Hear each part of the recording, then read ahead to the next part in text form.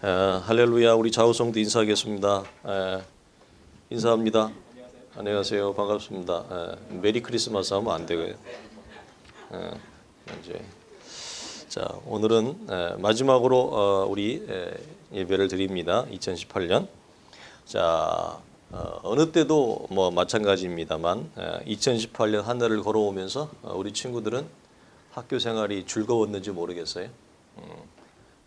직장인들은 직장 가기 싫어하고 학교 때는 학생 때는 또 학교 가기 싫어하고 주일날은 교회 가기 싫고 어쩌면 그럴 수 있는데 2018년 한 해를 걸어오면서 우리의 걸음이 비단 행복한 걸음, 즐거운 걸음, 기쁜 걸음만으로는 절대 채색되어질 수 없고 그렇지 않은 걸음이 참으로 많았습니다.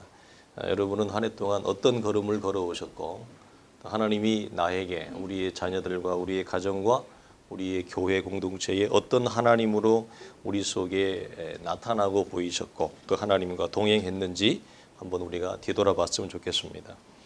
그럼에도 불구하고 우리 모두에게는 우리의 삶에 스며든 하나님의 놀라운 은혜가 있음을 저희가 고백하지 아니할 수 없어요.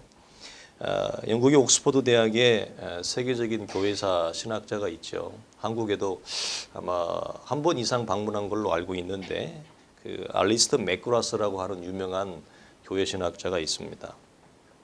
이분이 성도의 여정에서 두 가지의 개념을 우리에게 말합니다. 아주 간단한 심플한 개념인데 첫째는 뭐냐면 주신 은혜를 기억하는 것이고 주신 은혜를 기억할 때 내일 주실 새롭게 주실 은혜를 기대할 수 있다. 그래서 주신 은혜를 기억하지 못한다면 우리는 하나님이 내게 주실 장래의 은혜를 우리는 기대하지 못하는 실수를 범하게 되어진다라고 하는 겁니다. 그래서 주신 은혜에 대한 기억을 하지 못한다는 것은 뭘 의미할까요?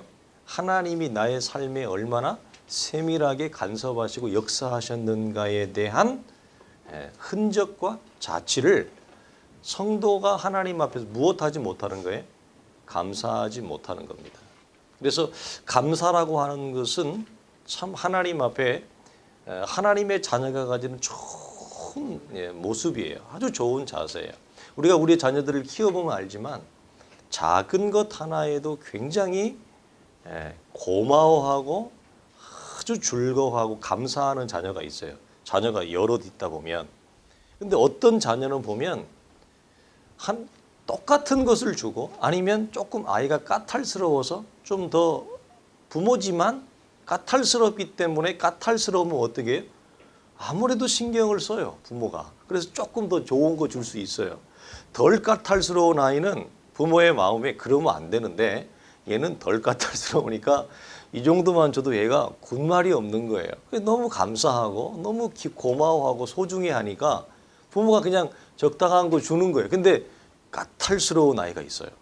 그러면 또 이 말이 많으니까 좀 신경 써서 준단 말이에요. 그런데 그 아이의 반응이 부모는 신경 써서 줬는데 고마워하지 않고 감사하지도 않으면 헤이 뭐 이런 걸 그러면 어떻게 부모의 마음속에 굉장한 아픔이 와요. 그리고 사실 그 아이의 마음을 향해서 부모가 가지는 속상함은 이루 말할 수가 없고 부모의 마음에 어떤 마음이 들죠? 너 안 사줘. 너 안 사줘. 너 두고 보자. 이게 부모의 마음에 왜 속상하니까. 그래도 생각해서 까탈스러워서 좀 생각해서 자기 다른 뭐 동생보다 누나보다 좀 더 좋은 걸 해줬는데도 불구하고 애가 그렇게 반응하니까 부모의 눈에 그게 선하고 아름답고 보기 좋게 보이지 않는 것입니다. 여러분 이 마음의 이 서로의 양자의 이 마음은 하나님 앞에서 우리가 동일해요. 우리가 어떤 성도는 하나님 앞에서 작은 거 하나에도 매우 귀하고 아름답고 선하고 복되게 여기는 그걸 감사함으로 받는 성도가 있고 어떤 성도는 뭐죠? 이미 하나님이 많은 것을 주셨는데도 불구하고 뭐죠? 그 주신 거에 대한 감사함이 없어요. 즉 뭐예요? 하나님이 주긴 뭘 줘서 내가 열심히 해서 이렇게 살았지 해서 하나님이 주신 은혜에 대한 기억을 감사함으로 소유하고 있지 못할 때 그 성도는 뭐죠? 앞으로 하나님이 주실 은혜 또한 무엇하지 못한다? 기대하지 못한다. 그럼 기대하지 못한다는 말은 무슨 말일까요? 하나님을 의지하고 걸어가는 게 아니라 사실은 자기 자신의 힘을 의지해서 걸어가려고 하는 외로운 삶의 방식, 즉 주 밖에 있는 삶의 방식을 자기가 뭐죠? 고집하는 결과를 맞게 되어집니다. 그래서 하나님의 나라의 원리는 침노하는 자는 빼앗는 원리가 있어요. 그래서 이 원리는 주신 은혜를 감사함으로 기억할 때 앞으로 하나님이 주실 은혜를 선하게 주 안에서 기대하는 자가 그 하나님이 주실 은혜를 뭐 하는 거예요? 빼앗는다. 즉 누리는 원리가 이 안에 분명히 있습니다. 그래서 있는 자는 그래서 뭐죠? 계속 받아 누리는 원리. 하나님의 나라 영적 공식이 뭐냐면 하나님의 은혜를 누리는 자는 계속 누려요. 풍성해져요. 그런데 하나님의 은혜 밖에 있는 자들은 뭐죠? 자신의 힘으로만 세상을 살아가려고 하니까 인생이 어떻게 해요? 척박하고 너무 괴롭고 힘들고 쓸쓸한 거예요. 그래서 주 안에서 하나님의 은혜의 방식을 따라 은혜를 받아 살아가는 방식을 삶에서 경험한 자는 뭐죠? 그게 너무 좋은 거예요. 너무 따뜻한 거예요. 너무 편리한 거예요. 영적으로 너무 편리해요. 그래서 그 하나님의 은혜의 방식을 계속 뭐 하게 돼 있어요? 추구하게 돼 있어요. 그래서 있는 자는 뭐죠? 영적인 은혜를 계속 구하고 또 받아 누려서 있는 자는 더해지는 원리가 이 안에 있습니다.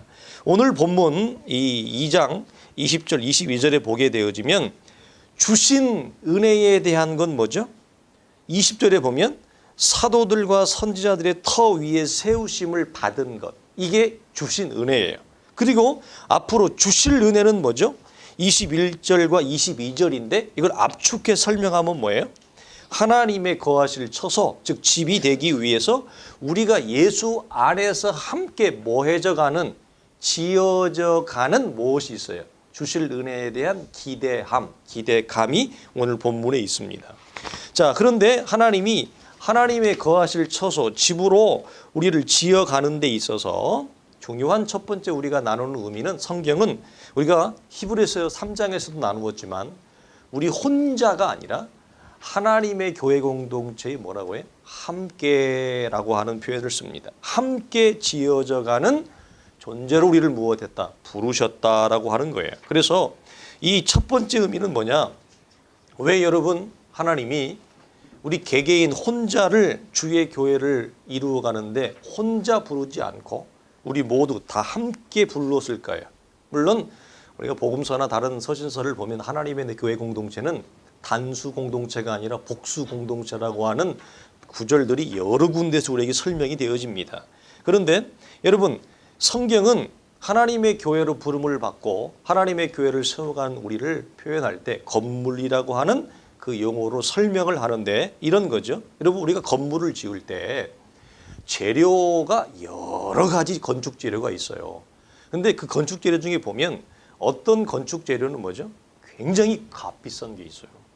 예전에 사역할 때 우리 친구 전사님이 자기 교회 어떤 사업하시는 집사님 얘기를 하는데 깜짝 놀랐죠. 싱크대 하나 시공하는데 1억 들어간다는 거예요. 그래서 내가 어이? 나는 맨날 우리 싱크대 옛날 이제 우리 학생 때는 이제 쓰고 나면 버린 싱크대 그 중고 장터에 가가지고 뭐 이렇게 사 와가지고 이렇게 썼잖아요. 학생 때는 다 그렇게 생활하던 때인데 싱크대 뭐 주방에 그거 하나 하는데 1억을 들인다는 거예요. 그래서 그런 걸 시공하는 데가 있더라고요. 깜짝 놀랐어요. 어떤 건축 재료는 1억 아니면 그 이상의 건축의 가치를 호가하는 아주 값비싼 재료들이 있어요.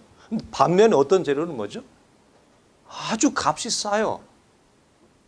그래서 건물을 지을 때는 다양한 건축 재료들이 있어요. 그런데 여러분 아무리 건축 재료가 비싸고 가치가 높다 할지라도 그 건물을 지을 때 한 가지 재료만으로 집을 짓는 것은 아름답지 않아요.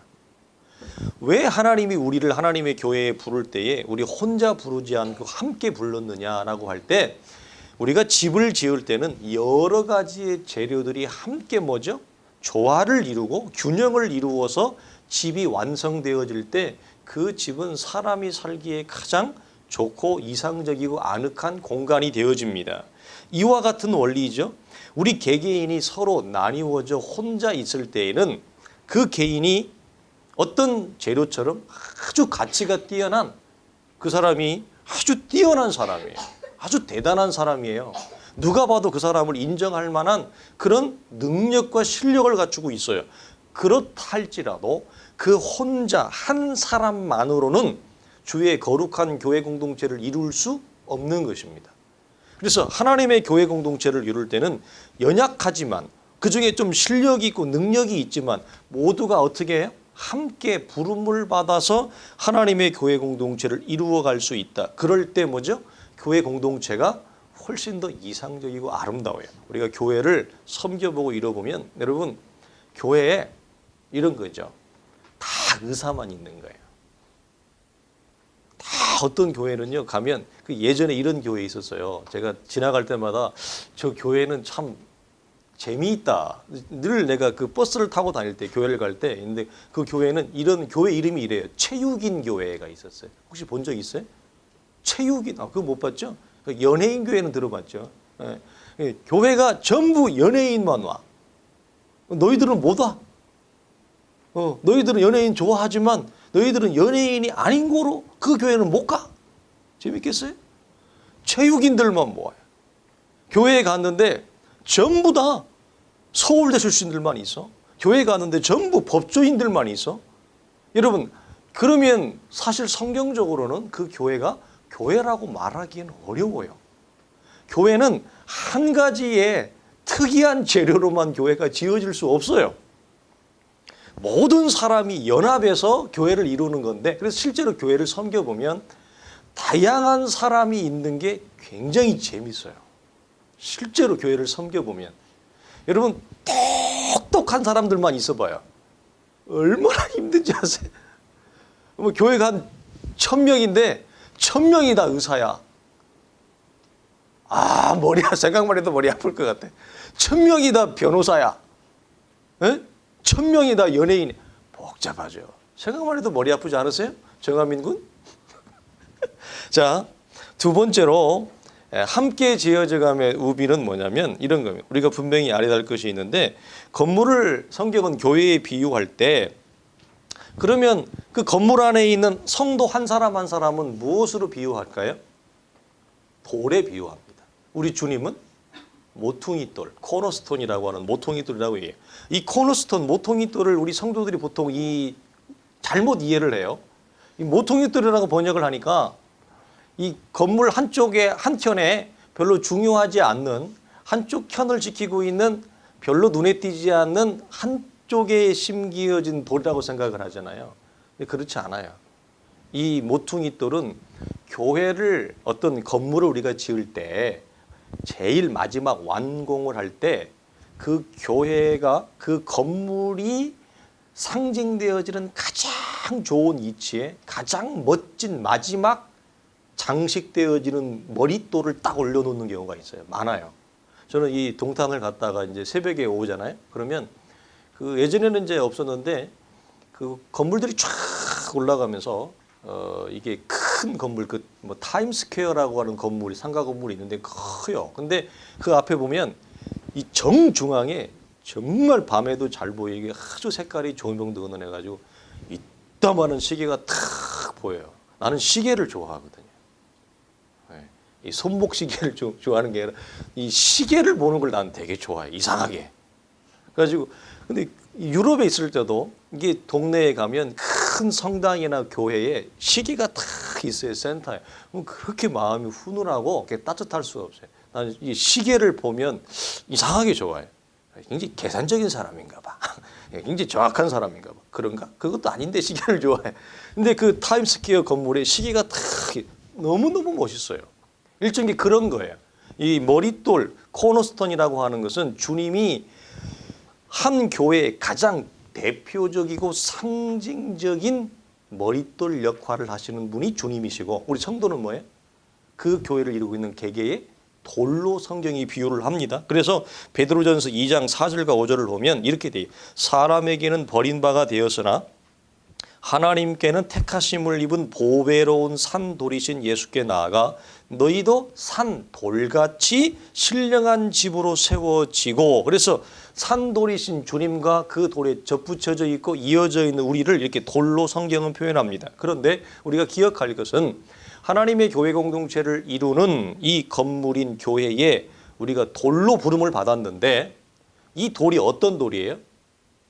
좋은 돌이에요? 어떤 돌일까요? 요즘은 야생 이 자연석을 교회를 지으려면 돈이 굉장히 많아야죠. 요즘은 전부 인조 아닙니까? 가공된 가공석이잖아요. 자연석은 훨씬 비싸죠. 이 돌이 여러분 공장에서 다듬어진 규격화된 돌이 아니라 다듬어지지 않은 자연에 방치되어져 있는 거친 돌이에요. 우리가 여기서 에베소서에서 말씀하는 이 돌이 가공된 돌이 아니라 다듬어지지 아니하는 거친 돌이라고 하는 사실을 알아야 돼요. 우리가 지난주 설교 때 우리는 근본적으로 우리 안에 상처를 가지고 모든 인생은 태어나요. 그리고 자라면서 그것이 상처가 더해져요. 그래서 저마다 다 숨겨져 있는 무엇이 있다. 우리 안에 상처가 있다. 그리고 그래서 우리가 사람을 바라볼 때 그 사람의 숨겨진 상처를 헤아리는 게 굉장히 중요해요. 근데 우리가 그게 잘 안 되죠. 왜 안 돼요? 왜 안 돼요? 어떤 라디오 프로에서 어젠가 오늘인가 들었는데 이런 얘기를 해요. 내가 살아가는 것도 지옥인데 너도 살아가는 게 지옥이었겠지. 내가 살아가는 게 지옥인데 너도 살아가는 게 지옥이지 않았겠냐? 에? 그렇지. 내가 살아가는 게 지옥인데 지옥이라서 내가 너를 살필 겨를이 없었다. 다 지옥 같은 걸음을 걸어가는데 너무 힘들어서 내가 저 사람이 내가 지옥이니까 저 사람도 지옥인 걸 알아. 그런데 내가 지옥 같은 자리에 있으니까 차마 저 사람을 뭐 할 힘이 없다고요? 살필 겨를이 없다는 거죠. 어려워요. 그래서 우리가 우리 안에 무엇이 있어요?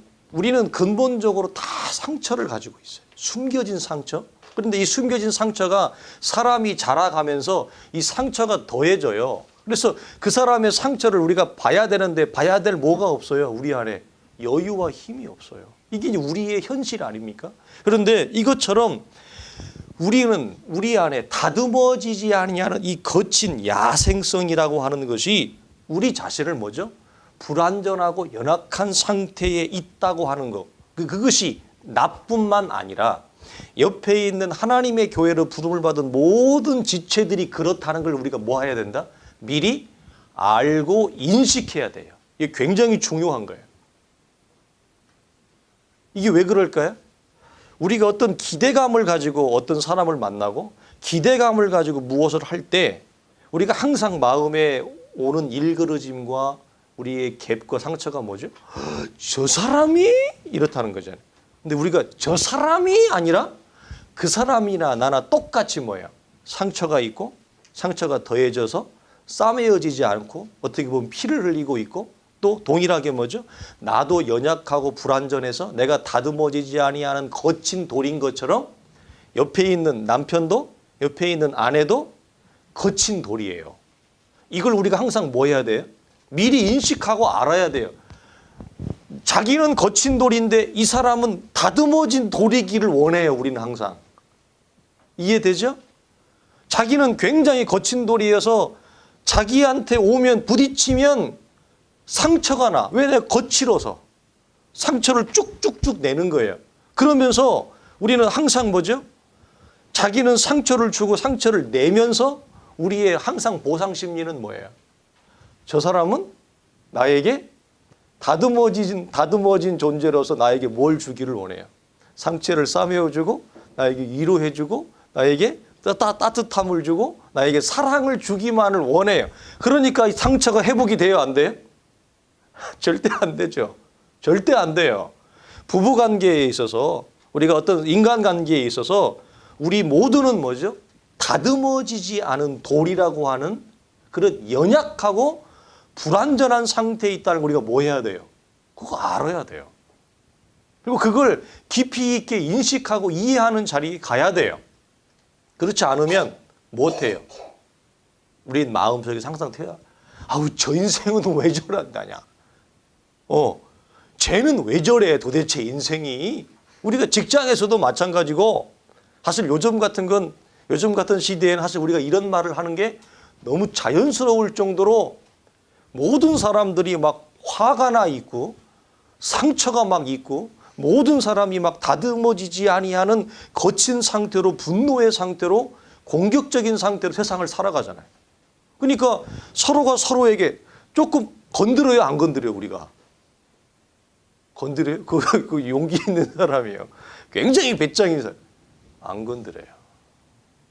왜? 여러분 지나가다 누구 건드려요? 나는 이게 우리 군이 있을 때도 참 내가 마음에 안 들었던 게 뭐냐면 운동을 하러 가면 사람들이 인사를 안 해. 서로.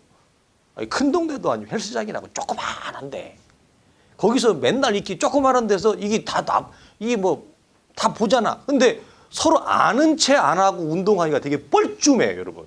아니 공간이 한 300평쯤 되면은 아니, 괜찮아 안 보이니까.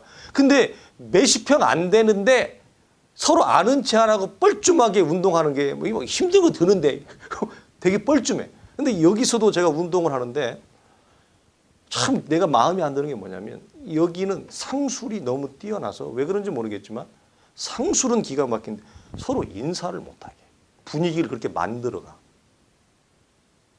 회원들끼리. 네. 자기 운동만 하고 빨리 가버리라 이런 분위기야. 그 운동했으면 빨리 가버려.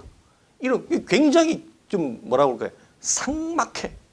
굉장히 그거 참 안 좋은 것 같아. 운동하 그러면 스트레스를 더 받아. 운동하러 갔다가.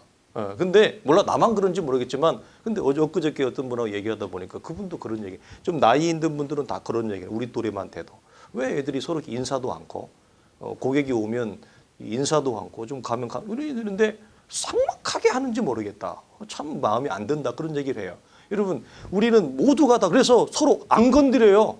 그래서 부부관계도 최대한 안 건드리고 살잖아. 왜? 건드리면 터지니까. 그래서 우리가 하나님의 교회 안에서도 우리 항상 뭘 알고 있어야 된다고요? 우리 모두가 그렇게 불완전하고 연약한 어떻게 보면 터지기 일보 직전에 그런 상태에 있어요. 이 청소년기 때 애들은 건드리려고 하면 터져. 건들지도 않았는데 건드리려고 하면 터져버려. 청소년 때는. 무섭죠, 여러분. 그래서 우리가 이 사실을 깊이 우리가 이해할 때 서로가 뭐예요? 서로 내가 저 사람을 깎아주는 역할뿐만 아니라 내가 깎임을 받는, 다듬어 주고 다듬음을 받는 이 양자의 관계 속에 있어요. 우리나라에 있는 교회들은 왜 맨날 이렇게 시끄러? 왜 우리나라에 있는 교회들은 맨날 이렇게 안 좋은 소문이나? 여러분 이 땅에 있는 모든 교회 우리가 하나님의 교회에 거룩한 돌로 부름을 받았지만 우리 자체가 뭐죠? 굉장히 불완전하고 연약해서 우리는 항상 무엇을 일으킬 수밖에 없어요. 어떻게 보면 다툼과 아픔을 일으킬 수밖에 없어요. 불화를 일으킬 수밖에 없는 그 씨앗을 먼저 우리가 근본적으로 가지고 있다는 사실에 대해서 우리가 인정하고 그걸 깊이 먼저 우리가 이해해야 돼요. 그래야 상대방이 나에게 주는 그 역할에 대해서 우리가 뭐죠? 이렇게 할 수 있어요. 우리가 이런 거죠. 내가 깎아주는 역할을 할 때는 그래도 좀 괜찮아요. 여러분 이해되시죠? 우리가 서로 깎아주고 내가 깎임을 받아요. 그리고 내가 다듬어주고 다듬음을 받아요. 이 서로의 양자의 관계에서 부부관계나 교회의 성도의 관계 이건 동일해요.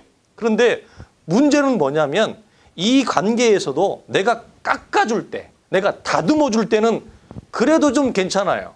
이해되죠? 그래도 괜찮아. 내가 좀 괜찮은 것 같고 내가 좀 다듬어진 것 같고 내가 좀 위에 있는 것 같고 그러는데 문제는 뭐예요? 내가 깎임을 받을 때 내가 다듬음을 받을 때가 뭐죠?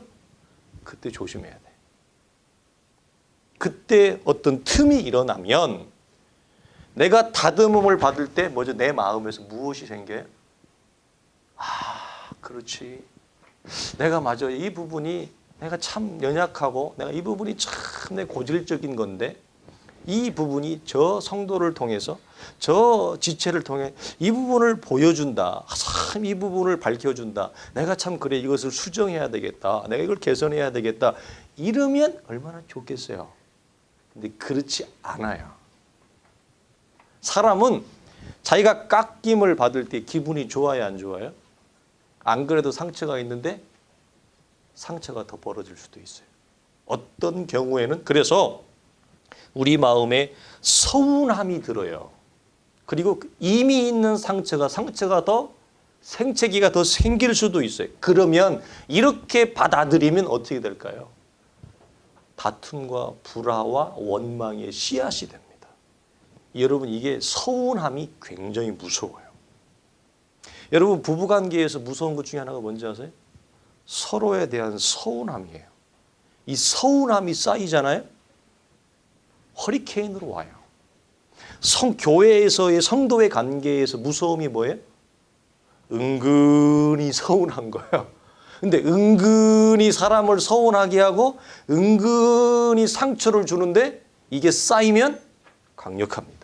그래서 여러분 우리가 깎아주는 역할을 할 때로 내가 쓰임받을 때가 있어요. 그러면 에베소서 4장 32절과 5장 2절에 이렇게 해야 돼. 읽어드려요. 너희는 떠드는 것과 비방하는 것을 모든 악의와 함께 버리고 서로 친절하게 하며 불쌍히 여기며 서로 용서하기를 하나님이 그리스도 안에서 너희를 용서하심 같이 하라. 그리스도께서 너희를 사랑하신 것 같이 너희도 사랑 가운데서 행하라. 이걸 압축한 거예요, 제가. 이게 중요한 거예요. 너희는 떠드는 것과 비방하는 악의를 버리고 그 사람에게 뭐예요? 내가 본의 아니게 내가 깎아주는 역할로 쓰임받을 때가 있어요. 우리 모두가 그런 면이 있어요. 내가 항상 깎기만 받는 게 아니에요. 내가 깎아주는 역할과 자리 있을 때도 있어요. 그럴 때 뭐 하라고요? 야고보의 말처럼 혀를 잘 통제하면서 비방하고 떠드는 말, 이걸 악이라 그래요. 이 악의를 버리고 친절과 용납과 사랑 가운데서 하는 거 굉장히 겸손하게 해야 돼요. 이때 내가 쓰임 받는다고 교만해지면 그걸 받는 사람이 어떻게 돼요? 서운함과 상처가 깊어져요. 조심해야 되고 또 반대로 내가 깎임을 받을 때 누구나 다 그럽니다. 누구나 다. 그럴 때는 사무엘하 16장에 있는 저는 이 말씀을 너무 좋아하는데 이 다윗과 시므이의 관계 속에 주는 거죠. 자, 아들 압살롬이 반역해서 다윗이 쫓겨나잖아요.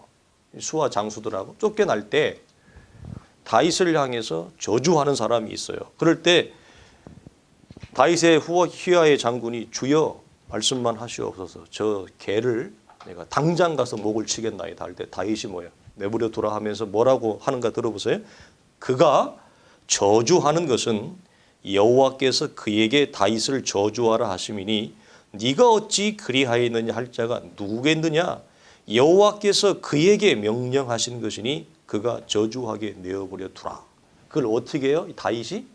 지금 다윗의 상황이 어때요? 여러분 이게 기가 막히고 기가 막힐 상황이에요. 왜? 왕의 자리에서 반역을 당해가지고 지금 권좌에서 물려나서 지금 쫓김을 당하는 거잖아요. 이 상황 하나도 기가 막힐 거예요. 그런데 자기를 몰아낸 사람이 누구요? 자기 자식이에요. 원래 우리가 영화에서 많이 보는 거 아니에요? 사극이나 영화에서 많이 보는 건데 자기를 권좌에서 몰아낸 게 압살롬의 아들이에요. 그러니까 이게 기가 막히고 기가 막힐 노릇 아니에요. 이런 어떻게 설명할 수 없고 받아들일 수 없고 수용할 수 없는 상황에서 도망을 가는데 거기다가 이미 불이 나가지고 막 다 탔어. 근데 거기다가 그냥 주유소에 주유차가 와가지고 뭘 하는 거예요? 양쪽에 그냥 주유총 가지고 기름을 들어 붓는 거예요. 시므이의 저주는. 예? 욥으로 얘기하면 이미 다 자식 잃고 재산 잃고 다 무너지고 다 떠나고 몸에 병만 남아가지고 원망하고 죽음의 자리에 있는데 욥의 친구들이 와가지고 뭐라고 얘기해요? 네가 잘나서 그런 게 아니라 사실은 네가 하나님 앞에 맞을 매가 있어서 너 이렇게 매 맞는 거야. 이렇게 얘기하면 뭐예요?